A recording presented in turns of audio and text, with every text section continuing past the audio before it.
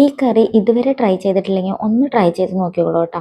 പരിപ്പും വെള്ളരിക്കയൊക്കെ വെച്ച് കഴിച്ച് മടുത്തെങ്കിൽ ഇങ്ങനെയൊന്ന് ട്രൈ ചെയ്ത് നോക്കാം. വെള്ളരിക്ക ഒരു ചെറിയ പീസ് മതി. അയ്യോ വെള്ളരിക്ക ഇച്ചിരി ഉള്ളൂല്ലോ ഇതെന്ത് ചെയ്യും എന്നൊക്കെ പറഞ്ഞിരിക്കുമ്പോൾ ഇതുപോലൊക്കെ ഒന്ന് ട്രൈ ചെയ്ത് നോക്കാം. ഹായ് ഹലോ എല്ലാവർക്കും നമസ്കാരം. അപ്പം ഇന്ന് നമ്മൾ വെള്ളരിക്ക ചെറിയൊരു പീസ് ഉണ്ടായിരുന്നുള്ളൂ കേട്ടോ.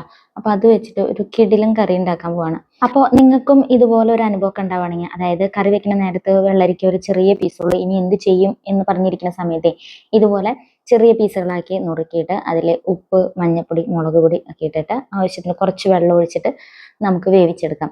ചട്ടിയിൽ തന്നെ വേവിച്ചെടുക്കാം. പെട്ടെന്ന് തന്നെ വെന്ത് കിട്ടും കേട്ടോ. ചെറിയ പീസുകളാണ്, കറിക്ക് ഭംഗിയും അത് തന്നെയാണ്. പിന്നെ നമ്മളുടെ വീട്ടിലെല്ലാവരുടെ വീട്ടിലും ചെമ്മീൻ, ഉണക്കച്ചെമ്മീൻ സ്റ്റോക്ക് ഉണ്ടാവും. അപ്പോൾ നമുക്കതൊന്ന് കഴുകി വെള്ളം മാറ്റിയിട്ട് നമുക്ക് ഇതുപോലെ ചെറിയൊരു ചട്ടി വെച്ച് ഒന്ന് വറുത്തെടുക്കാം കേട്ടോ. അപ്പോൾ ഇത് നന്നായി ഡ്രൈ ആയിട്ടുണ്ട്. ഇനി അത് ചൂടാറാൻ വെച്ചിട്ടുണ്ട്. ഇനി നമുക്ക് വേണ്ടത്, എല്ലാവരുടെ വീട്ടിലും മാങ്ങാക്കാലം ആയി കഴിഞ്ഞാൽ മാങ്ങയായിരിക്കും കറിയിലിടുക. അപ്പോൾ ഇതിന് നമ്മൾ രണ്ട് പൂളി എടുത്തിട്ടുള്ളൂ കേട്ടോ മാങ്ങ. അപ്പോൾ നല്ല പുളിയുള്ള മാങ്ങയാണ്. മൂവാണ്ടനാണ് ഞാൻ എടുത്തിട്ടുള്ളത്. അപ്പോൾ 2 പൂളും ചെറിയ 2 തക്കാളി നമ്മൾ വീട്ടിലുണ്ടായതാണ്. അപ്പോൾ അതും ഞാൻ ദേ കഴുകി നുറുക്കി വെച്ചിട്ടുണ്ട്. തക്കാളി യൂസ് ചെയ്യണമെന്നില്ലെങ്കിൽ നമുക്ക് മാങ്ങ 1 പൂളും കൂടെ എടുക്കാം കേട്ടോ. ചെറിയ കറിയായ കാരണം ഞാൻ കുറച്ചേ എടുത്തിട്ടുള്ളൂ. ഇനി കുറച്ച് തേങ്ങ എടുത്തിട്ടുണ്ട്. അപ്പോൾ ആദ്യം തന്നെ നമ്മൾ ചൂടാറാൻ വെച്ചിട്ടുള്ള ഉണക്ക ചെമ്മീനെ ഒന്ന് ക്രഷ് ചെയ്ത് കൊണ്ടുവരാം.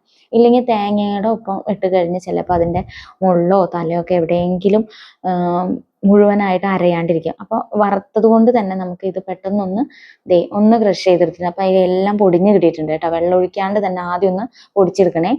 അപ്പോൾ നന്നായി അരഞ്ഞ് കിട്ടാൻ വേണ്ടിയിട്ടാണ്. ഇനി അതിന് ശേഷം നമുക്ക് ഈ തേങ്ങ അങ്ങോട്ട് ഫുള്ളായിട്ട് ഇട്ട് കൊടുത്ത് ആവശ്യത്തിന് വെള്ളം കൂടെ ഒഴിച്ച് നമുക്ക് അരച്ചെടുക്കാം നന്നായിട്ട്.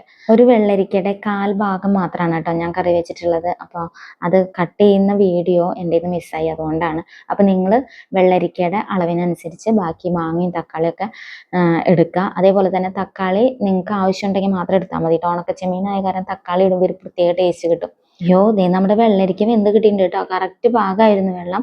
പക്ഷെ തക്കാളി ഇട്ട് വേവാനുള്ള വെള്ളമില്ല. അതുകൊണ്ട് തന്നെ ഞാൻ കുറച്ച് ചൂടുവെള്ളം ഒഴിച്ചു കൊടുക്കുന്നുണ്ട് കേട്ടോ.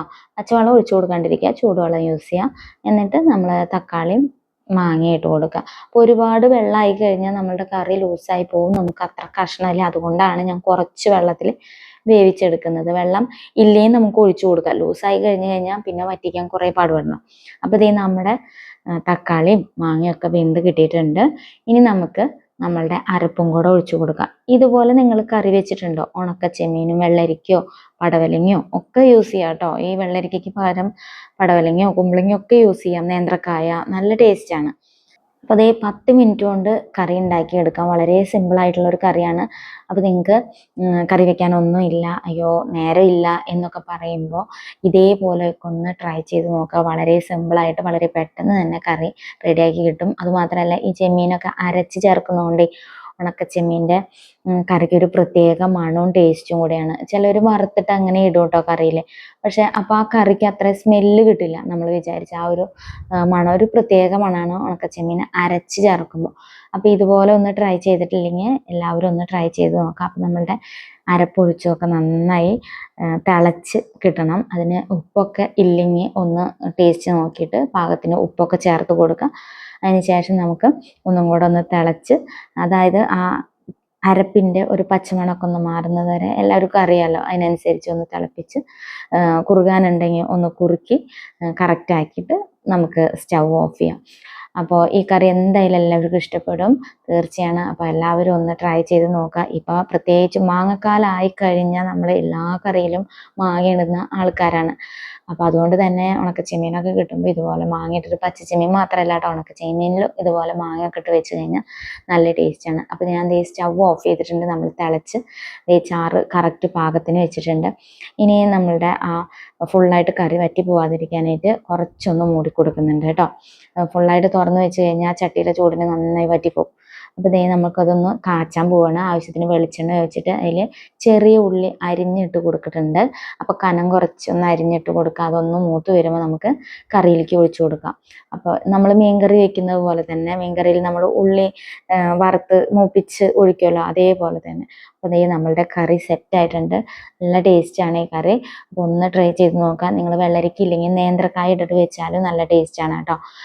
ഇനി ഈ കഷ്ണങ്ങളൊന്നും ഇല്ലെങ്കിലും തക്കാളിയും ഉണക്കച്ചെമ്മീനും വെച്ചാലും നല്ല ടേസ്റ്റാണ്. ഇതേപോലെ തന്നെ ഉണക്കച്ചെമ്മീനും തേങ്ങയും കൂടെ നന്നായി അരച്ച് ചേർത്ത് ഒഴിച്ചാൽ മതി. കഷ്ണം വേറെ ഒന്നും വേണമെന്നില്ല. തക്കാളി 2-3 തക്കാളി ഇട്ടിട്ട് നല്ല അടിപൊളിയായിട്ട് കറി വയ്ക്കാം. ഇതിൽ മെയിൻ ഇൻഗ്രീഡിയൻറ്റ് ഉണക്കച്ചെമ്മീനാണ്. അപ്പോൾ അത് മിസ് ചെയ്യാണ്ട് ഇടാം.